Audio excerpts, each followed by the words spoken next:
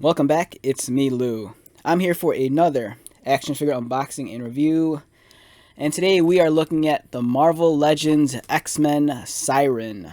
Alright, so this is a new action figure. It's part of the Bone Breaker Build-A-Figure wave, so you collect 6 of the 7 action figures in this wave, and you'll be able to build Bone Breaker. Right there, popular Reaver character.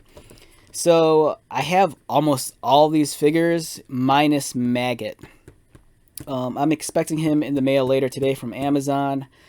But in the meantime, check out my reviews on Wolverine, Sabretooth, Havoc.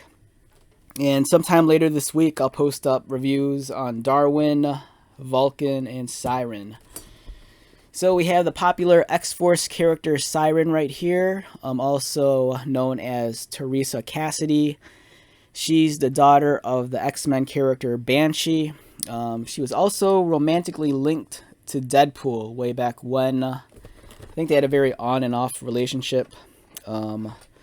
Wonderful artwork on the side. I believe this is done by artist David Nakayama. Again, really cool illustration.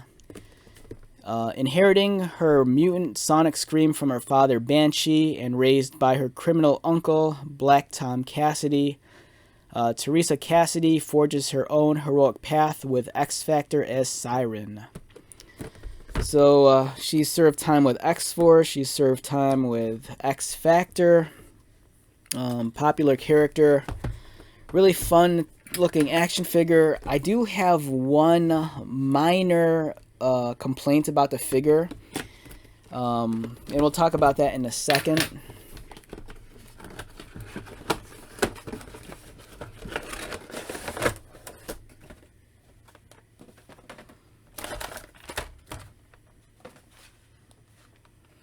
Alright, so first impressions of Siryn while she's still in the tray. It's a really fantastic looking figure, especially the head sculpt.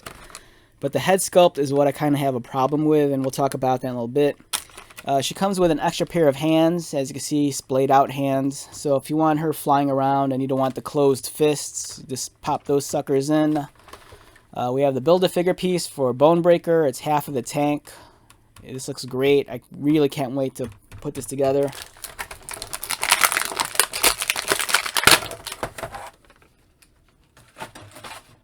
And let's talk about Siryn. Alright, she's a wonderful looking action figure, as you can see right here. The head sculpt looks awesome. Really liking the costume. I like how they did her kind of like...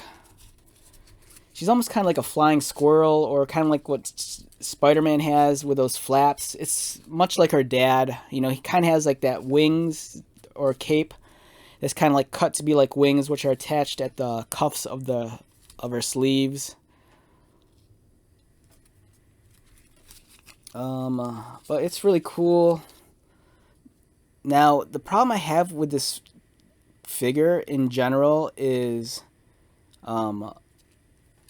I have an issue with the face sculpt. Alright, so let me get this into focus real quick. Alright, so my issue with the face is I kind of wish they would have given us an extra head, just because her power involves her screaming. So she's always in the comics making this screaming face.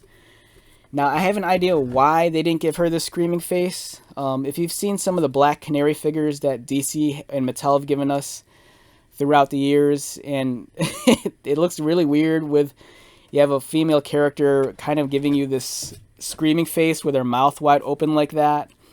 I mean, this is a family-friendly channel. I don't want to go into details, but I have a reason why. I have a feeling that's the reason why they didn't give her this face. But I kind of wish they did. I kind of wish we got an alternate head where she's screaming, because I think this is a good look for the character. Don't get me wrong, I think the sculpting on the head it's awesome. That's really a well done sculpt. The shade of green they used on her costume is pretty spot on too. It's the right shade of green. It's not too dark. It's not too light. It really, no pun intended, it really screams Banshee. You know, with her being the daughter of Banshee and her having his, power set. It's kind of weird how they attach the wings or cape to her. It's actually, how do I put this? The wings are actually plugged in. If you look here, the wings are actually plugged in underneath the ball of her shoulder. So it's permanently affixed on the inside, which makes posing this figure, I'm guessing, a little bit difficult because it's kind of hard to get her in a decent pose without her cape or wings covering up her arms. Like generally in the comic books, I think it took on the appearance where it was more so underneath her arms like this. So I think in the comic books, generally, this is how her wings or cape always looks. It always has the appearance of underneath. So when you put the figure in a neutral pose, it looks kind of weird because it almost drapes over her shoulders and arms, like almost kind of like an open poncho. But it's a really beautiful figure. I mean, just look at that. It looks great. Now, one of the strong points with this line of Marvel Legends figures in this wave in particular is I think a lot of these figures, Vulcan and Darwin included, they make great base bodies for a custom action figure. Like I think if you're looking to build a custom female figure, I think Siryn's body is perfect for that.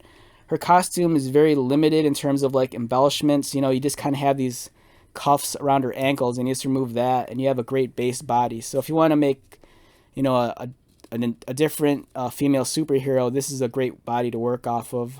You just take some green stuff or some Sculpey or putty and just, work your magic and just sculpt out a new uniform or new accessories on top of her. But I really like this figure. I think it's a very clean look. It's very photogenic. I like the colors a lot. If you're into fig photography, I think this figure really wants to be, have its picture taken. Just look at that. Really well done paint job. Excellent execution on the sculpting on the hair. Like I said, my only issue seems to be this cape or wings. I prefer it if it didn't completely like envelop her arms like this. It's a shame that it's kind of permanently affixed underneath her arm so you can't remove it. But it's a really nice looking figure, don't get me wrong. It looks fantastic. It really looks like the character it's meant to be. And let's try to get her in some flying poses. Let's see if we can do that. She's a flyer. And then we'll talk about articulation in a second. I just want to see how well she poses. Yeah, I'm not too keen on this, on the way they did the cape. I think they could have found maybe a cleaner way of doing it, but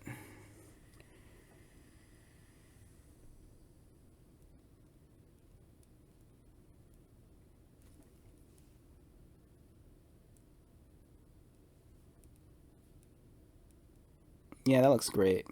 Really nice pose.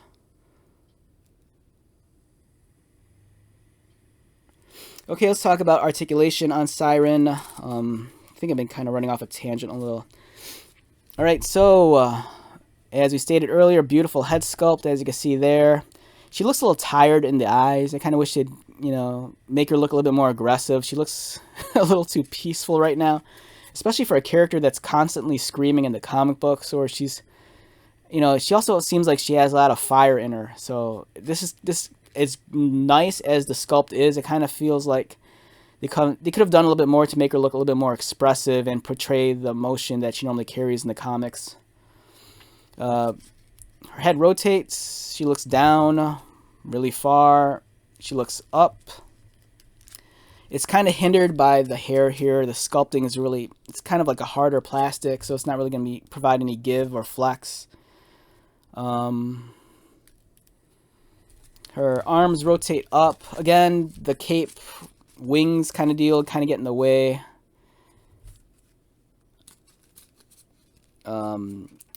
Bicep cut. There is no butterfly joint. Double pinned elbows. The pins are double jointed elbows with pinless design, so you don't see the pins. Cut beneath the chest line, so it allows for her to rotate up here. So there is no waist cut. Does she crunch forward? Doesn't crunch forward, but she does arch back.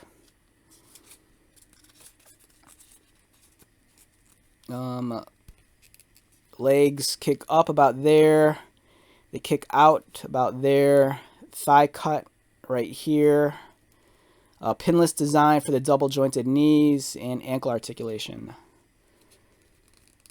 And let's see if we can get her posing all right.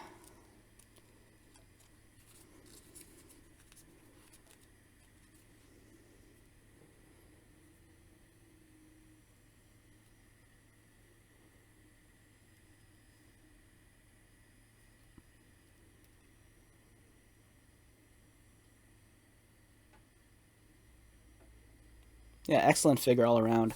If I had to rate Siryn on a scale of 1 to 10, for me, a solid 8. For me, the thing that hurts it the most is this the cape. I think it looks nice and it looks clean, but I kind of wish it was done in a better way so that it could allow for, better movement without it, just covering up her body and arms like that. It'd be nice if it was detachable, or if you could just put it in a completely neutral position behind her. It might be possible depending on how you rotate it around the cuff of her wrists, but I don't know. Still a solid figure. I like it a lot. She's awesome. Alright, so let's wrap this video up. Once again, my name is Lou. If you're new to my channel, welcome. If you're a returning subscriber viewer, thank you so much for your continued support. I greatly appreciate it. So, until the next video, be safe, take care of yourself, buy lots of toys, and most importantly, be happy. And I'll see you at the next one. Alright, later.